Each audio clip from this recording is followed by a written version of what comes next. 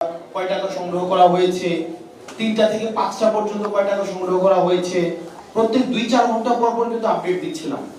এবং একটা এই বিশাল কর্মযজ্ঞের পরে আমরা প্রত্যেকটা টাকা আমরা তৃতীয় একটা অডিট পক্ষ দিয়ে, আমাদের নিজস্ব কোনো অডিট কোনো ধরনের কম দিয়ে না, প্রতিষ্ঠান দিয়ে না, তৃতীয় একটা অডিট প্রতিষ্ঠান দিয়ে কিন্তু আমরা একটা করে টাকার আমরা হিসাব দিয়েছি।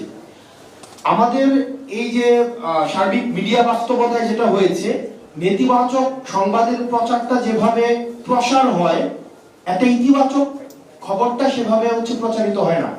আমরা প্রথম, আপনারা যদি অডিট রিপোর্টটা দেখেন, অডিট রিপোর্টের প্রথম পাতায় আমরা উল্লেখ করেছিলাম সেখানে একটা 2 লাখ বা 3 লাখ টাকার আমরা হিসাবটা দিতে পারিনি।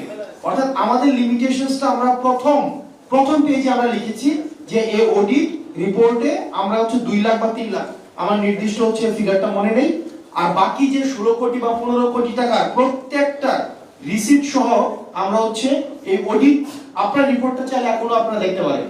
তার মানে আমরা এটা প্রকাশ করেছি।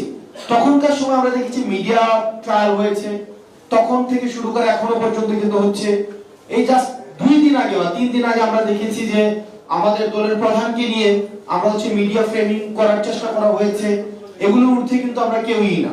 তো দেখা যায় আমরা সব সময় জাতীয় নাগরিক পার্টি, আমরা সব সময় যে কোনো বিষয়ে বৈষম্য বিরোধী ছাত্র আন্দোলনের আহ্বায়ক থাকাকালীন সময় থেকে যখনই কোনো অভিযোগ এসেছে আমরা সেটাকে গ্রহণ করেছি এবং সেটা যথাযথ রেসপন্স কিন্তু আমরা করেছি।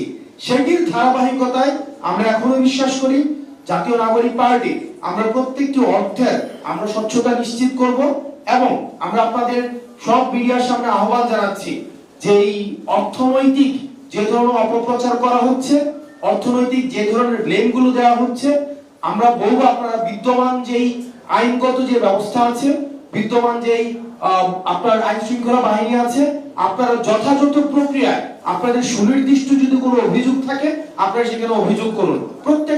আমরা প্রত্যেকটা অভিযোগকে আমরা অ্যাড্রেস করব। আমরা দেখেছি যে আমাদের সম্পর্কে নেতিবাচক বিভিন্ন কোম্পানির নাম জড়িয়েও আমাদেরকে বলা হচ্ছে সেখান থেকে আমরা অর্থ নিয়েছি, এই ধরনের অপপ্রচার কিন্তু রয়েছে। আমরা আপনাদের মিডিয়ার মাধ্যমে আহ্বান জানাবো, আপনাদের যদি সুনির্দিষ্ট কোনো ধরনের অভিযোগ থাকে তাহলে সেটি আপনারা আইন শৃঙ্খলা রক্ষাকারী বাহিনীর কাছে জানান।